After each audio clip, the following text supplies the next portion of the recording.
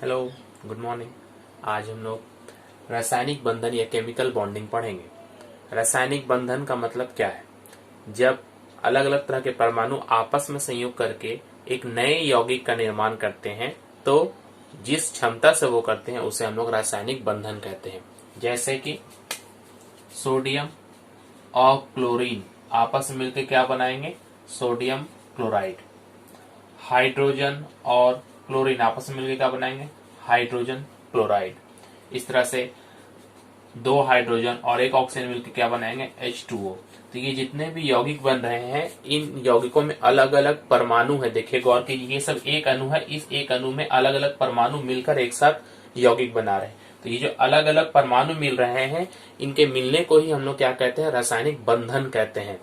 ये रासायनिक बंधन ये खास करके हम लोग को जो यहाँ पढ़ना है दो प्रकार के हो सकते हैं। दो तरह से अलग अलग तरह से परमाणु अगर आपस में मिले तो उसे हम लोग रासायनिक बंधन कहेंगे। रासायनिक बंधन दो तरह के हो सकते हैं। नंबर, अगर एक धातु और एक अधातु आपस में मिले, मतलब मेटल प्लस नॉन मेटल, तो उसे हम लोग कहते हैं इलेक्ट्रोवैलेंसी या विद्युत संयोजी बंधन। जब एक मेटल एक नॉन मेटल से मिलता है तो उसे हम लोग कहते हैं विद्युत संयोजी बंधन। एक धातु दूसरे अधातु से, जैसे हम लोगों ने अभी एग्जांपल में देखा, सोडियम एक धातु और क्लोरीन एक अधातु जब आपस में मिलेंगे तो क्या बनाएंगे? विद्युत संयोजी बंधन। इसे हम लोग आयनिक बॉन्डिंग या इलेक्ट्रोवैलेंट बॉन्डिंग भी कहते हैं। उसी प्रकार जब एक नॉन मेटल एक दूसरे नॉन मेटल से, जैसे दो क्लोरीन आपस में अगर मिल जाए या दो हाइड्रोजन आपस में मिल जाए तो उस तरह के जो बंधन बनता है उसे हम सह संयोजी या कोवैलेंट बॉन्डिंग कहते हैं। तो हमने क्या देखा कि रासायनिक बंधन जो है ये दो तरह के बंधन यौगिकों में हो सकते हैं। एक पहला जो है वो इलेक्ट्रोवैलेंट है और दूसरा है कोवैलेंट। अब ये इलेक्ट्रोवैलेंट और कोवैलेंट क्या है ये हम लोग पढ़ेंगे। विद्युत संयोजी बंधन या इलेक्ट्रोवैलेंसी ये क्या है? दो या दो से अधिक परमाणु, जब दो या दो से अधिक परमाणु आपस में मिलेंगे तब ये विद्युत संयोजकता कैसे बनता है वो हम लोग पढ़ने जा रहे हैं। दो या दो से अधिक परमाणु अपने निकटतम निष्क्रिय गैसों की रचना। निकटतम निष्क्रिय गैस बोलने का मतलब क्या है?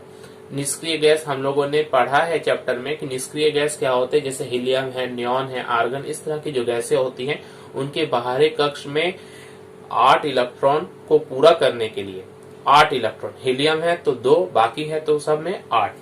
तो अपने निकटतम निष्क्रिय गैस का रचना कहने का मतलब है अपने बाहरी कक्ष में ऊपर जो लास्ट है उसमें टोटल कितने इलेक्ट्रॉन होने चाहिए? 8 इलेक्ट्रॉन होने चाहिए। और हीलियम के अगर नजदीक है तो 2 होने चाहिए। इसे हम लोग पढ़ेंगे। तो निकटतम निष्क्रिय गैसों की रचना प्राप्त करने के लिए अपने बाहरी कक्ष से ये कैसे प्राप्त करेंगे? अगर किसी में बाहर में 7 इलेक्ट्रॉन है तो वो 8 कैसे करेगा? बाहर से 1 इलेक्ट्रॉन लेकर। या अगर किसी के बाहर में अगर हम देखते हैं 1 इलेक्ट्रॉन है तो वो 1 इलेक्ट्रॉन जोड़कर सेकंड वाले ऑर्बिट में अपना या फर्स्ट वाले ऑर्बिट में अपने आप को 8 करेगा। इसे हम लोग पढ़ेंगे कैसे करते हैं। अपने बाहरी कक्ष से इलेक्ट्रॉन का आदान प्रदान कर, ये इंपॉर्टेंट है, इलेक्ट्रॉन का एक्सचेंज होता है। मतलब एक जो है तत्व या परमाणु वो इलेक्ट्रॉन को छोड़ेगा और दूसरा क्या करेगा? उसे लेगा। इसे ध्यान में रखें, एक छोड़ता है और दूसरा लेता है। और उसके फलस्वरूप क्या होता है? विपरीत आवेशित आयनों में बदलकर। विपरीत आवेशित आयनों को मतलब है कि एक धन आयन या प्लस आयन बन रहा है तो दूसरा ऋण आयन नेगेटिव आयन बनेगा। और जब ये प्लस और माइनस आयन बन जाते हैं तो इनमें एक आकर्षण होता है जिसे हम लोग विद्युत आकर्षण कहते हैं। परस्पर विद्युत आकर्षण के द्वारा ये आपस में संयोग कर जाते हैं। संयोग करने के बाद में जो अणु बनते हैं उन्हें हम लोग क्या कहेंगे? यौगिक बनेंगे। उन्हें हम लोग कहेंगे विद्युत संयोजी यौगिक। और जिस क्षमता से ये हुआ है उसे हम लोग कहेंगे विद्युत संयोजकता। एग्जाम्पल में सबसे बेस्ट एग्जाम्पल है सोडियम क्लोराइड, जो नमक जो खाते हैं। सोडियम, इस सोडियम के पास में टोटल कितने इलेक्ट्रॉन है? तो के कक्ष में 2 है, एल में 1, 2, 8, 1। और क्लोरीन के पास में टोटल है 2, 8, 7। इसको ध्यान देंगे।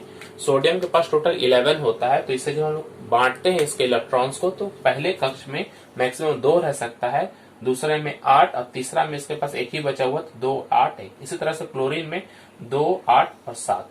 तो ये जो 1 इलेक्ट्रॉन इसके पास बाहर है तो ये बाहर में अपना क्या करना चाहता? 8 करना चाहता। तो इसका 8 करने के इसके पास दो इसके पास ऑप्शन है। तो 2 ऑप्शन कौन कौन से? ये 7 इलेक्ट्रॉन ले सकता है बाहर में तो 8 हो जाएगा। या तो इस एक को छोड़ दे तो ये बाहर अब ये हो गया 8 हो गया ना, इस एक को हटा दीजिए तो अब बाहर यही हो जाएगा तो 8 हो जाएगा। तो इसके पास एक छोड़ना या 7 लेना, तो आसान कौन है, एक छोड़ना ज्यादा आसान है। तो ये एक इलेक्ट्रॉन छोड़ देता है, तो जब भी सोडियम एक इलेक्ट्रॉन छोड़ देगा तो वो क्या बनेगा, प्लस आयन बन जाएगा, क्योंकि एक इलेक्ट्रॉन की कमी हो गई है। तो सोडियम एक इलेक्ट्रॉन छोड़कर Na+ बन जाता है। अब क्लोरीन के पास में बाहर में क्या है 7, तो इसके पास भी यही ऑप्शन है, ये एक इलेक्ट्रॉन बाहर से लेकर 8 कर लेगा, या तो ये पूरा 7 को छोड़ के ये बाहर में 8 हो जाएगा। मगर इसके लिए आसान कौन है, एक इलेक्ट्रॉन लेना। तो ये जो सोडियम एक इलेक्ट्रॉन छोड़ता है वही क्लोरीन एक इलेक्ट्रॉन लेकर 8 कर लेता है, तो ये बन गया क्लोरीन माइनस। तो सोडियम और क्लोरीन आपस में क्या हो गए, ऐड हो जाएंगे। क्यों, क्योंकि यहाँ एक प्लस और एक माइनस आयन बना है, और जब भी प्लस और माइनस होता है इनमें आकर्षण होता है, और जो सोडियम क्लोराइड बनेगा ये क्या होगा, विद्युत संयोजी ये भी होगा। इससे कुछ एग्जांपल्स हम लोग अभी डिटेल्स में पढ़े। सबसे पहले हम लोग 20 तत्वों का, 20 परमाणुओं का एटॉमिक नंबर, इसको एक लाइन से हम लोग याद कर लें। तो हम देखेंगे लाइन्स मैंने लिखा है, इसे आप लोग इस तरह से नोट कर लेंगे और याद कर लेंगे। Hydrogen, helium, lithium, beryllium, boron, carbon, nitrogen, oxygen, fluorine, neon, sodium, magnesium, aluminium, silicon, phosphorus, sulphur, chlorine, argon, potassium और कैल्शियम। टोटल 20 है। इन 20 में सबका इलेक्ट्रॉनिक विन्यास आपको पता होना चाहिए। तो सबसे पहले हाइड्रोजन का अगर हम इलेक्ट्रॉनिक विन्यास देखें तो हाइड्रोजन में चूंकि एक ही इलेक्ट्रॉन है तो इसका एक ही कक्ष होता है, के कक्ष। के कक्ष में मैक्सिमम कितने इलेक्ट्रॉन हो सकते हैं, 2 हो सकते हैं। तो 2 की जगह में यहाँ पर कितना होगा, 1 होगा, क्योंकि मैक्सिमम 2 हो सकते हैं, लेकिन है तो इसके पास एक ही। हीलियम में भी के कक्ष में 2 है तो 2 पूरा भर गया। तो यहाँ पर देखिए बाहरी कक्ष में के में अधिक से अधिक 2 इलेक्ट्रॉन हो सकते थे, और इसके पास कितने इलेक्ट्रॉन है, 2 इलेक्ट्रॉन है। तो ये कह सकते हैं पूरा फिल हो गया है। तो ये एक निष्क्रिय गैस है। हीलियम क्या है, ये एक निष्क्रिय गैस होता है। लिथियम, लिथियम के पास में तो कुल 3 इलेक्ट्रॉन है। अब के में सिर्फ 2 ही हो सकता है और एल में 1 हो जाएगा, तो 2 और 1 मिलकर 3 हुआ। तो यहाँ पर आप गौर करेंगे लिथियम के पास में बाहरी कक्ष में कितने इलेक्ट्रॉन है, 1 या 1 इलेक्ट्रॉन है। अब ये इसके पास क्या ऑप्शन है कि 1 इलेक्ट्रॉन छोड़कर अपने बाहर में कितना करना चाहेगा, 2 करना चाहेगा। ये सामने निकटतम निष्क्रिय गैस इसको कौन है, हीलियम है। नियोन में जब आप देखेंगे तो के में है 2, एल में है 8। देखिए एल में मैक्सिमम 8 हो सकता था, 8 इलेक्ट्रॉन हो गया। तो ये भी क्या है, एक निष्क्रिय गैस है। तो पहला निष्क्रिय गैस हीलियम, उसके बाद सेकंड में हमारे पास क्या आता है, नियोन। ठीक उसी तरह से सोडियम में जाएंगे तो 2, 8, 1, के में 2, एल में 8, 2, 8, 1। मैग्नीशियम, अल्युमिनियम, सिलिकॉन, ऐसे करते करते अगर आर्गन में आप वापस आते हैं तो आर्गन में आपको क्या देखने को मिलेगा, ये भी एक निष्क्रिय गैस होगा। इसके बाहरी कक्ष में इसमें 3 कक्ष होते हैं, के में 2, एल में 8 और एम में भी 8। तो ये भी तीसरा कक्ष भी मैक्सिमम 18 हो सकता है। लेकिन याद रखेंगे दूसरे कक्ष के बाद में जितने भी हम लोग कक्ष देखेंगे, चाहे एम हो एन हो, सब में 8 होने पर भी उसे हम निष्क्रिय गैस या उसे हम लोग स्थायी तत्व कहने लगेंगे। तो ये आर्गन क्या है, ये एक निष्क्रिय गैस है। ध्यान देंगे पोटेशियम और कैल्शियम में। पोटेशियम में टोटल इलेक्ट्रॉन्स कितने हैं, 19 इलेक्ट्रॉन्स है। तो पोटेशियम का अगर मैं इलेक्ट्रॉनिक संरचना बनाऊं तो के में 2, एल में 8 और एम में कितना हो सकता है, 2 और 8 10। तो एम में कितना हो सकता है, 9 हो सकता है। मगर पहले ही मैंने बताया कि सबसे पहले 8 इलेक्ट्रॉन होने के बाद वो स्थायी हो जाता है। तो 8 इलेक्ट्रॉन लेगा और एक जो बचेगा वो इसके पास में चला जाएगा। इस तरह से कैल्शियम में भी 2, 8, 8, 2। तो बाहर में कितने हैं, यहाँ 1, 2। ये हम लोग 20 तत्वों तक पूरे NaCl को तो हम लोगों ने देख लिया। हम KCl को जरा देख लेते हैं। पोटेशियम, पोटेशियम मतलब के के बाहर में कितने इलेक्ट्रॉन्स हैं, के हम लोगों ने देखा था, के में के कक्ष है ये के मतलब पोटेशियम है। के में 2, एल में 8, एम में 8 और एन में 1। 2, 8, 8, 1 टोटल मिलकर कितने होते हैं, 19 होते हैं। और दूसरा हमारे पास क्या है, क्लोरीन। क्लोरीन कितना है, 17। के में 2, एल में 8, एम में 7। अब गौर करें पोटेशियम के पास में टोटल है एक्स्ट्रा बाहर में कितने हैं, 1 इलेक्ट्रॉन। अगर ये 1 इलेक्ट्रॉन छोड़ दे तो ये कौन सा रचना आएगा, 2, 8, 8। इससे निकटतम निष्क्रिय गैस कौन है, आर्गन, जिसका है 2, 8, 8। तो अपने निकटतम निष्क्रिय गैस की रचना प्राप्त करने के लिए ये हमेशा 1 इलेक्ट्रॉन छोड़ेगा। अब क्लोरीन क्या है, ये 2, 8, 7 है। तो ये क्लोरीन जो 2, 8, 7 है, इसको सबसे नजदीक में कौन है, आर्गन निष्क्रिय गैस है। ये आर्गन बनना चाहेगा, मतलब 7 में और 1 ऐड करना चाहेगा। तो दोनों को दोनों आर्गन के नजदीक जाना चाहेगा। जिसके वजह से क्या होगा, ये एक इलेक्ट्रॉन छोड़ेगा और ये एक इलेक्ट्रॉन ग्रहण करेगा। इससे अगर हम लोग ऐसे दिखाएं, जो बाहर में इलेक्ट्रॉन सिर्फ उसे दिखाया जा रहा है और ये इन इलेक्ट्रॉन्स को नहीं। पोटेशियम है, इसके बाहर में एक इलेक्ट्रॉन है बाहरी कक्ष में। क्लोरीन है, इसके बाहर में 7 इलेक्ट्रॉन। तो 7 इलेक्ट्रॉन को हम इसे अलग सिंबल से अगर दिखाएं तो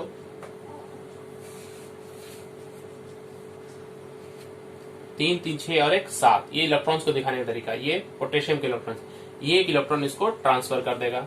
तो पोटेशियम के पास एक इलेक्ट्रॉन निकलने से क्या हो गया, प्लस चार्ज। और क्लोरीन के पास यही एक इलेक्ट्रॉन आ गया, एक इलेक्ट्रॉन देखिए यहां से आया, तो इसको मैंने दिखाया है डॉट करके। और ये 1 2 3, टोटल कितने हो गए, 8 हो गए।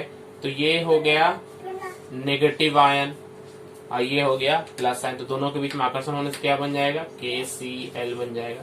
तो इस तरह से KCl या NaCl का भी अगर हम देखेंगे तो सेम टू सेम ही होगा। तो इस मैग्नीशियम ऑक्साइड, मैग्नीशियम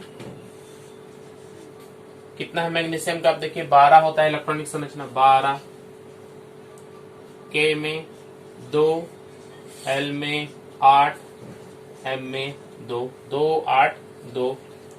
और ऑक्सीजन है, ऑक्सीजन का देखिए 8, K में 2, L में 6। मैग्नीशियम के बाहरी कक्ष में देखिए 2 इलेक्ट्रॉन है, ऑक्सीजन के बाहरी कक्ष में 6 इलेक्ट्रॉन है। मैग्नीशियम क्या करेगा, ये 2 को छोड़ देगा। ये 2 को छोड़कर ये क्या बनेगा, इसके नजदीक कौन है, ये 12 में है, तो नजदीक कौन है, नियोन। तो ये नियोन की संरचना 2 और 8 में जाना चाहेगा, 2 8, इसको छोड़ देगा, ये पूरा खाली कर देगा। ऑक्सीजन के पास में L में 6 है, तो इसके नजदीक में कौन है, नियोन। तो ये 2 लेकर नियोन बनेगा, निकटतम निष्क्रिय गैस की रचना प्राप्त करेगा। तो यहाँ पर वर्क करें, मैग्नीशियम छोड़ रहा है तो ये धनायन बनेगा, प्लस आयन, और ऑक्सीजन ले रहा है इलेक्ट्रॉन्स को तो ये नेगेटिव आयन बनेगा। तो मैग्नीशियम के बाहर में कितने इलेक्ट्रॉन से, 2 इलेक्ट्रॉन। तो मैंने 2 इलेक्ट्रॉन को ऐसे दिखाया या सामने भी दिखा सकते, जैसे आपको सुविधा हो। ऑक्सीजन के बाहर में कितने इलेक्ट्रॉन है, 6 इलेक्ट्रॉन है। तो 1 2 3 4 5 6 इधर के खाली रखे ताकि ये इलेक्ट्रॉन्स आ सके। मैग्नीशियम 1 देगा तो 1 प्लस बनेगा, 2 देगा तो 2 प्लस बनेगा। तो मैग्नीशियम अगर पूरे के पूरे 2 इलेक्ट्रॉन छोड़ देता है तो इसके पास 2 प्लस चार्ज बन जाते हैं। और ऑक्सीजन जो है ये इसके पास में, ये तो ऑलरेडी 6 इलेक्ट्रॉन्स थे, ये 2 इलेक्ट्रॉन ने ले लिया। तो ये 2 कहां से आया, मैग्नीशियम से आया। तो 2 एक्स्ट्रा होने की वजह से क्या हो गया इसमें, 2 माइनस चार्ज। तो 2 प्लस और 2 माइनस, यानी कि ये पॉजिटिव और नेगेटिव चार्ज आपस में ऐड होकर क्या बन जाएंगे, मैग्नीशियम ऑक्साइड हो जाएगा। सहसंयोजी बंधन या कोवैलेंट बॉन्डिंग, इसमें क्या होता है, जब एक ही टाइप के परमाणु, चाहे वो आधातु हो या एक ही जैसे हाइड्रोजन हाइड्रोजन या क्लोरीन क्लोरीन हो, जब एक ही तरह के परमाणु आपस में जब संयोग करते हैं तो उनमें कोई भी इलेक्ट्रॉन का एक्सचेंज नहीं करता, मतलब कोई इलेक्ट्रॉन छोड़ता है या कोई इलेक्ट्रॉन लेता नहीं, वहां दोनों को ही एक जैसा जरूरत होती है। तो वहां पर क्या होगा, वो इलेक्ट्रॉनों का साझा करेंगे, पार्टनरशिप करेंगे। तो इलेक्ट्रॉन का जब पार्टनरशिप होता है तो यहाँ पर जो बंधन बनता है उसे हम लोग क्या कहेंगे, सहसंयोजी बंधन या कोवैलेंट बॉन्डिंग कहेंगे। जो यौगिक बनेंगे, जो नए कंपाउंड्स बनेंगे, उन्हें हम लोग क्या कहेंगे, कोवैलेंट कंपाउंड्स कहेंगे। और इस क्षमता को हम लोग कहते हैं, जिस प्रॉपर्टी से बना रहा है उसे कोवैलेंसी कहा जाता है। तो इलेक्ट्रॉनों का साझा के एक एग्जांपल अगर आप लोग देखें तो जैसे फॉर एग्जांपल हाइड्रोजन, 2 हाइड्रोजन मिलकर क्या बनाते हैं, H2 बनाते हैं। तो ये कैसे होता है, हाइड्रोजन में मैक्सिमम 1 इलेक्ट्रॉन, तो बाहर में इसके 1 इलेक्ट्रॉन है, और यहाँ भी हाइड्रोजन में बाहर में कितने इलेक्ट्रॉन है, 1 इलेक्ट्रॉन है। तो हाइड्रोजन को अपने बाहर में 1 के जगह कितना करना होता है, 2, चूंकि वो हीलियम निष्क्रिय गैस की रचना प्राप्त करना चाहता है। तो ये अपने बाहरी कक्ष में 2 कैसे करेगा, तो ये इलेक्ट्रॉन को साझा करेगा, पूरी तरह से लेगा नहीं मगर इसे अपने एक घेरे में रखेगा। ये हाइड्रोजन भी क्या करेगा, इसके पास तो 1 है, ये भी इसे इलेक्ट्रॉन से साझा करेगा। तो ये दोनों एक तरह से म्यूचुअल अंडरस्टैंडिंग होकर दोनों एक दूसरे के हाइड्रोजन को शेयर करते हैं। तो कितना जोड़ा हाइड्रोजन शेयर हुआ, 1 जोड़ा हुआ ना, 2 होने का मतलब होता है 1 जोड़ा। तो यहाँ पर हो जाएगा H बॉन्ड H, बन गया क्या, H2। ठीक है। क्लोरीन परमाणु, 2 परमाणु मिलकर क्लोरीन आयन Cl2 बनाते हैं। क्लोरीन में कितना होता है बाहर में, क्लोरीन में आप लोग अगर देखें 17 है टोटल, यानी कि 2 8 और 7 बाहरी कक्ष के इलेक्ट्रॉनों को ध्यान रखना है। क्लोरीन में टोटल होते हैं 17 इलेक्ट्रॉन्स, पहले में 2, दूसरे में 8 और तीसरे में 7। तो बाहर के जो 7 इलेक्ट्रॉन्स उसे हम लोग ध्यान देंगे। तो 7 इलेक्ट्रॉन्स को अगर हम लोग दिखाएं, कुछ ऐसा देख सकते हैं, ये 1 2 3 4 5 6 7। इसके इलेक्ट्रॉन्स को दिखाएंगे, मगर इसे दूसरे रूप में दिखाएंगे ताकि आपको क्लियर हो कि कौन सा इस क्लोरीन का, कौन सा इस क्लोरीन का। इसका 1 2 3 4 5 6 7। अब ये क्लोरीन जो है इसके पास 7 है, इसे कितना चाहिए? 1 चाहिए, इसे भी 1 चाहिए। तो ये छोड़ेगा, छोड़ ही नहीं सकता और पूरा का पूरा उससे ले भी नहीं सकता, तो ये शेयर करेगा कुछ ऐसा। देखिए गौर करेंगे इसको, क्लोरीन के इस सर्कल को देखिए, ये सर्कल जो इस क्लोरीन का है, 1 7 तो इसके पास था ही, इसका भी 1 ले लिया, कितना हो गया? 8। अब इस क्लोरीन को अगर ऐसे देखेंगे आप लोग, 7 तो इसका अपना ही क्रॉस क्रॉस जो 7 है, और ये इसका ले लिया, तो कितना जोड़ा हुआ? यहाँ पर 1 जोड़ा हुआ, तो यहाँ पर भी एक सिंगल बॉन्ड बनेगा, क्लोरीन बॉन्ड क्लोरीन, क्या हो गया? Chlorine 2 Cl2। क्लियर हो रहा है? इस तरह से एक और एग्जांपल में ऑक्सीजन। ऑक्सीजन में टोटल कितने इलेक्ट्रॉन्स है? 8 इलेक्ट्रॉन्स है। तो 8 इलेक्ट्रॉन्स है, के में कितने होते हैं? 2, और एल में कितने होते हैं? 6। तो बाहर में जितना इलेक्ट्रॉन्स होता है उसे ही हम लोग गौर करेंगे। बाहर में कितने इलेक्ट्रॉन्स है? 6 इलेक्ट्रॉन्स है। तो 6 इलेक्ट्रॉन्स हम दिखाएंगे, 1 2 3 4 5 6। सही है। अब यहां पर भी ऑक्सीजन दिखाते हैं, ये दूसरा ऑक्सीजन है, इसके इलेक्ट्रॉन दिखाएंगे। एक कैसे भी सजाना है, बस आपको ध्यान रखना पड़ेगा यहाँ पर कि कितने इलेक्ट्रॉन्स यहाँ पर साझा होंगे। तो हमारे पास 2 इलेक्ट्रॉन सामने होंगे यहाँ पर, इसलिए हमने यहाँ पर 2 रखा, क्योंकि 6 है, इसको कितने चाहिए? 2 चाहिए, तभी 8 होगा। तो ये 2 इलेक्ट्रॉन्स लगे, इसमें 2 यहाँ सामने रखा है मैंने। अब यहाँ से एक सर्कल बना ले, ये इस ऑक्सीजन को जो सर्कल है देखिए, इसमें 6 और ये 2 8 हो गया। अब इस ऑक्सीजन को देखिए, 6 और ये 2 मिलके 8 हो गया। तो यहाँ पर कितने जोड़े हुए? 1 जोड़ा और ये दूसरा जोड़ा, टोटल 4, मतलब 2 जोड़े हुए। 2 जोड़े होने का मतलब है 2 बॉन्ड। तो यहाँ पर आप लोग देखेंगे कि 2 बॉन्ड बनता है। तो ऑक्सीजन एक डबल बॉन्ड यौगिक है। हमने अब तक हाइड्रोजन और क्लोरीन में सिंगल सिंगल बॉन्ड देखे थे, अब यहाँ ऑक्सीजन में हम क्या देख रहे हैं? डबल बॉन्ड देख रहे हैं। ठीक इस तरह से अगर हम नाइट्रोजन देखेंगे तो नाइट्रोजन में कितने बॉन्ड होते हैं? 3 बॉन्ड होते हैं। वो भी हाइड्रोजन गैस जो होता है वो N2 होता है। तो N2 बनता कैसे वो हम देख रहे हैं, एक नाइट्रोजन और एक नाइट्रोजन। नाइट्रोजन में टोटल कितने इलेक्ट्रॉन्स हैं? 7 इलेक्ट्रॉन्स है। तो 7 इलेक्ट्रॉन्स कहने का मतलब है इसके 2 कक्ष हुए, K में 2 और L में 5, मतलब बाहर में कितने हैं? 5 है। तो इसे कितना चाहिए? 3 चाहिए। तो 3 इलेक्ट्रॉन को साझा होगा। तो 1 2 3 और बचे कितने? 1 2 दिखा दिए। इसमें भी 1 2 3 4 4 5। ये नाइट्रोजन के पास 5 है, ये 3 अगर ले लेगा तो कितना हो जाएगा? इस नाइट्रोजन के पास में 5 है, ये 3 ले लेगा, कितना हो जाएगा? समझ में आया? तो यहाँ पे देखिए कितने जोड़े हो रहे हैं? 1 2 3, तो 3 बॉन्ड हुआ ना, बन गया कितना? N2।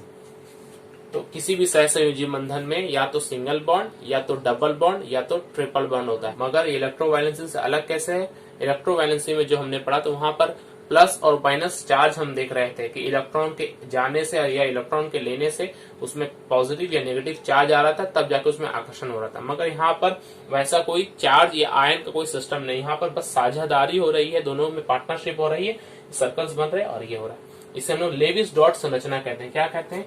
लुईस डॉट संरचना, लुईस डॉट स्ट्रक्चर। तो अगर लुईस डॉट स्ट्रक्चर आपको पूछा जाए तो आपको ऐसा बनाकर दिखाना होगा। हाइड्रोजन और क्लोरीन 2 है। हाइड्रोजन के पास कितने इलेक्ट्रॉन होता है? 1। अब क्लोरीन के पास कितना होता है?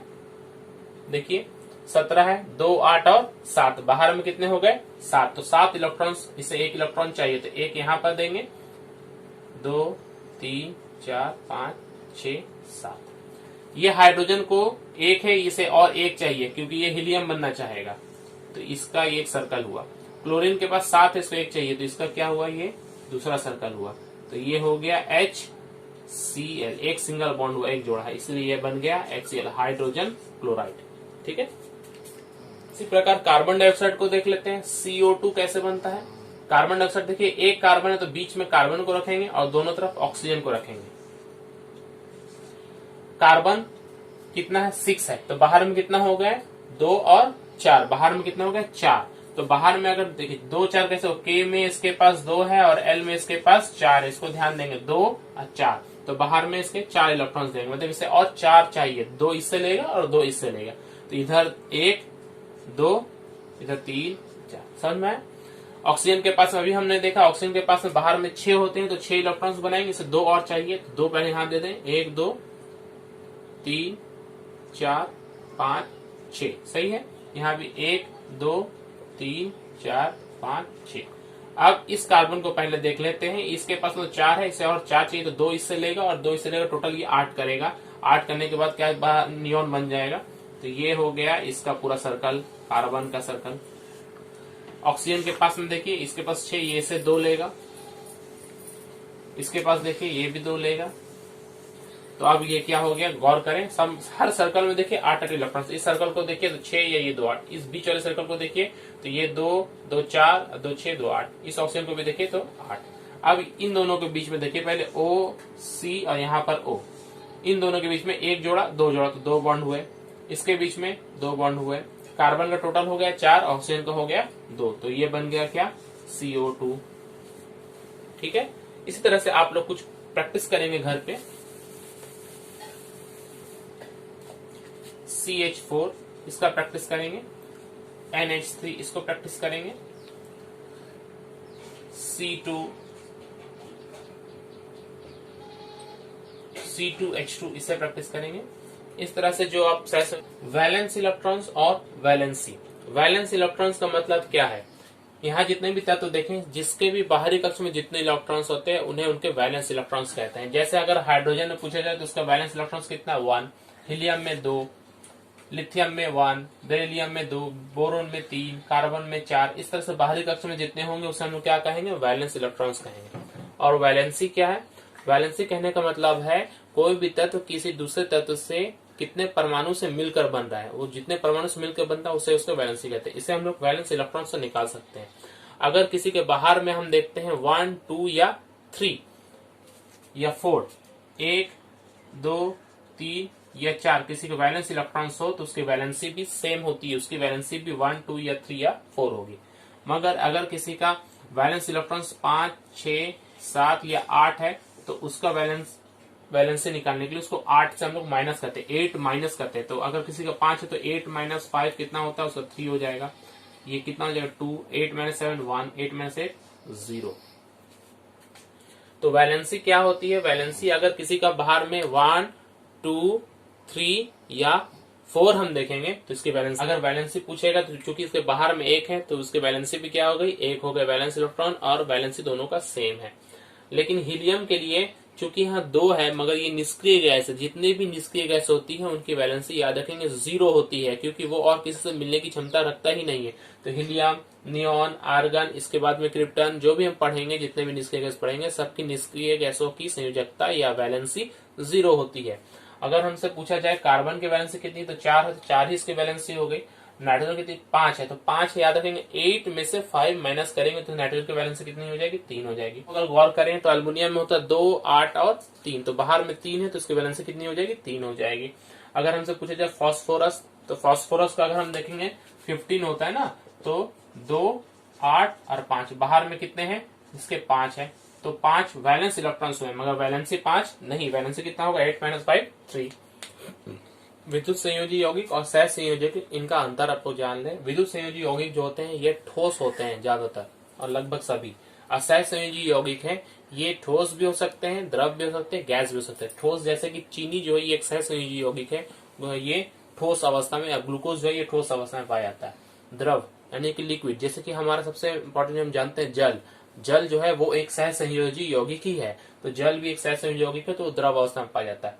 सह संयोजी यौगिक गैस, गैस जितना भी हम लोग गैस जानते हैं, चाहे वो हाइड्रोजन हो, क्लोरीन हो या ऑक्सीजन गैस हो, नाइट्रोजन गैस हो, सब के सब क्या है, सह संयोजी यौगिक है।